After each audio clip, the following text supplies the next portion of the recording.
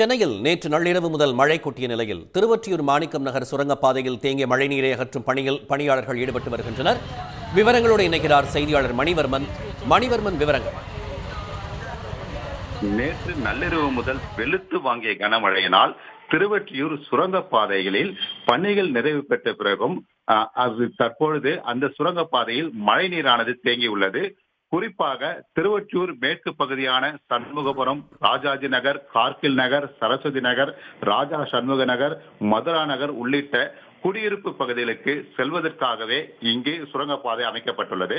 Railway சுரங்கப்பாதையான இந்த பாதையில் தற்பொழுது மழை நீர் தேங்கியுள்ளதை மாநகராட்சி ஊழியர்கள் மின் மோட்டார்கள் மூலம் அகற்றி வருகின்றனர்.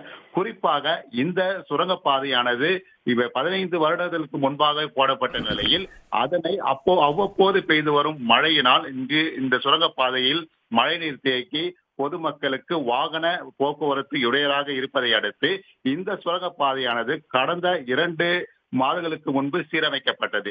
குறிப்பாக பணிகள் முழுவதுமே நிறைவு பெறாத நிலையில் தற்பொழுது மழைநீர் வெளியேற்ற வழிவகைகள் செய்யப்படாத நிலையில் திடீரென்று நேற்று வெளுத்து வாங்கிய கனமழையினால் தற்பொழுது இந்த மழைநீர் சுரங்கப்பாதையில் தேங்கியுள்ளது.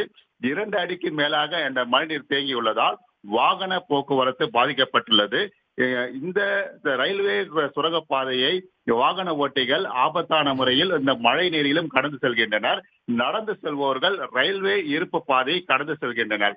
இருந்த போதிலும் தற்பொழுது மழை நீரும் அகற்றும் பணியில் மாநகராட்சி ஊழியர்கள், பணியாளர்கள் மின் மோட்டார்களை கொண்டு தீவிரமாக பணியில் ஈடுபட்டு வருகின்றனர்.